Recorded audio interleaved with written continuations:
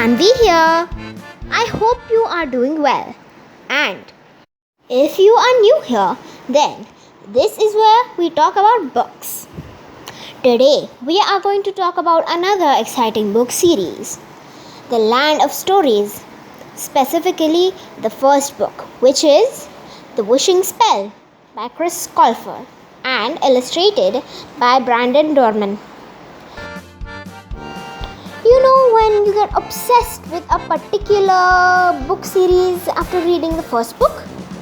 This is exactly that kind of book series. One of my subscriber friends recommended this book series to me and I totally loved it. I thank all my subscriber friends who send me such wonderful book recommendations. They have always been really good so far.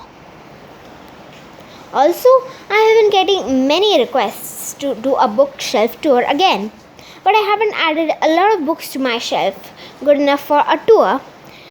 Instead, I might do a book haul video showing the new additions to my collection. That should work for now. Getting back to this book.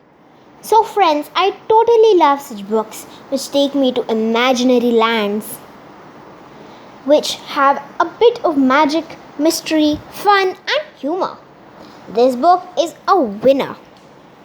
So, without any further ado, let's get started.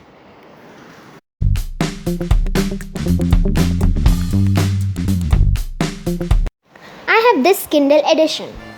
I feel the cover doesn't do much justice to how amazing the book is. It looks sort of outdated.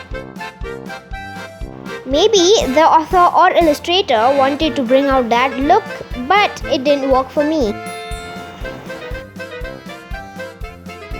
I didn't want to read this series before because it's about fairy tales, so it wouldn't be great. But I very literally had judged the book by its cover. After a recommendation from one of my subscribers, I thought I should give it a try, and I don't regret it at all. The Wishing Spell is about a pair of twins, Alex and Connor. Their father owns a bookstore and their mother is a pediatric nurse. They have grown up among fairy tales which their grandmother read to them. 2 days before their 11th birthday, their dad is killed in a car accident. Their father's loss hits them very hard and their mom has to work double shifts to feed the family. The following year was tough for the family, but they stayed close. One day, Alex and Connor get a surprise when their grandmother visits them on their 12th birthday.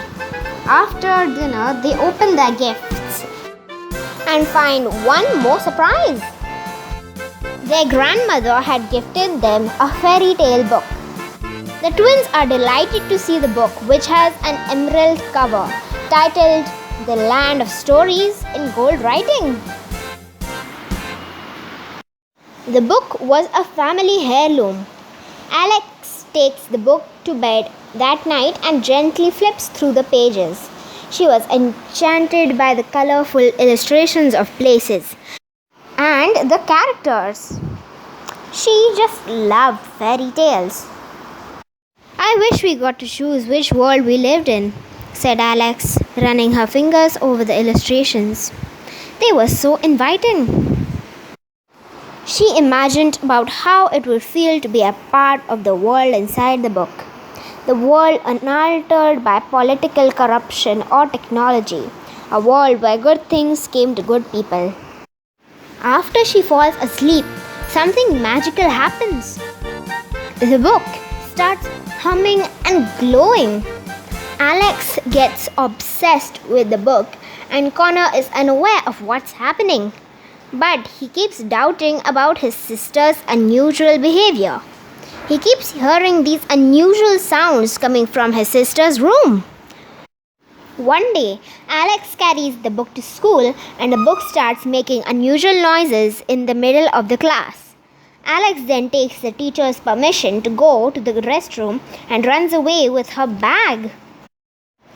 Unaware of the fact that Connor was following her to the restroom, Alex finally shows him the book, and they hear the sounds of birds and leaves coming out of the book.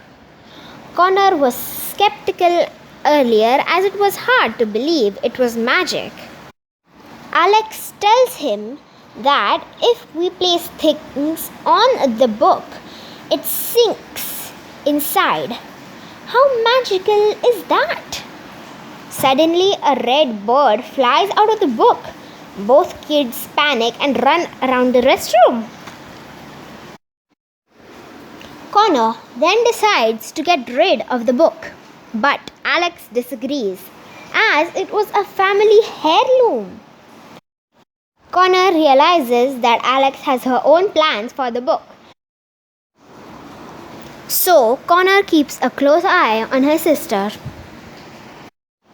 Alex took the Land of Stories out of her school bag and placed it on her bedroom floor. She opened the cover, and her room lit up from its golden glow. She smiled to herself. Alex had always hoped that something magical would happen to her, and now something finally was. She pulled out a pencil from her school bag and placed it on top of the book and watched it disappear. Alex looked around the room for other disposable things she could drop into the book. She was out of pencils, and the books left in her bookshelves were ones she wanted to keep. She looked down at her school bag. She did have plenty of school bags. She placed her whole bag on top of the book and watched as it too slowly sank into the storybook. Where were all these things going? Was it transporting them to another part of the world? Would she find a pile of her school supplies in India or China?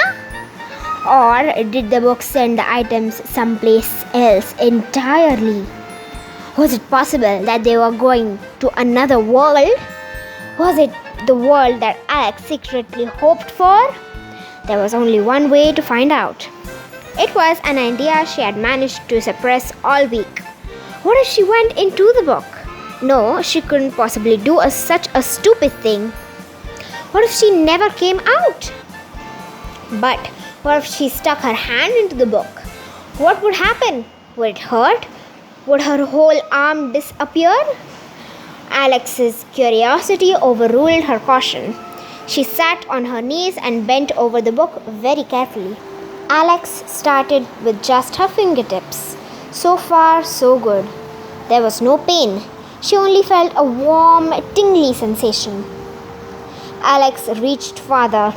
She was wrist deep now. And still, nothing had happened that worried her. She went farther.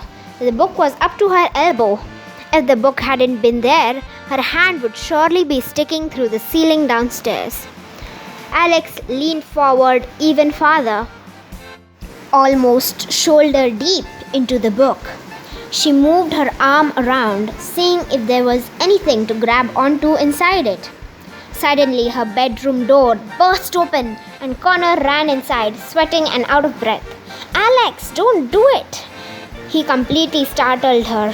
Alex lost her balance and fell headfirst into the book. "Alex!" Connor cried out to his sister. He jumped to the ground, trying to grab her foot before she disappeared entirely. But it was too late. Alex had fallen into the land of stories. Connor soon follows his sister into the book. They leave their own world behind and find themselves in a foreign land full of wonder and magic. They come face to face with the fairy tale characters they grew up reading about. They meet various characters at different places, such as Snow White, Jack from Jack and the Beanstalk, Cinderella, and Red Riding Hood. It is all the fairy tale characters described as real life people in ways that we can't imagine.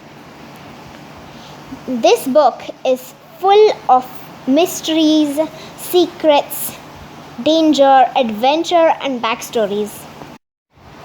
I found the backstories quite interesting, especially the story of Snow White's stepmother, the evil queen.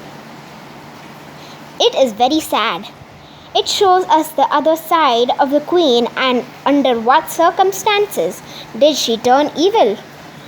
It made me realize that sometimes bad people have a reason to why they are bad, and that no one is born bad.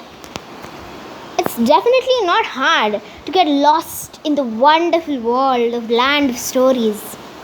The plot is so interesting about falling into a magical bookland, and the only way to return home is to get the wishing spell. So off they go on an adventure through the Land of Stories to find the wishing spell. What I like about this book is that it has action, exciting adventures, fantasy, and relatable main characters having similar lives like ours. It gets us involved so deeply into the story that you keep wanting to read more. I recommend this book to 9-year-olds and above. Even adults can read it and feel nostalgic. I give this book 4.5 stars for the magical journey it took me on.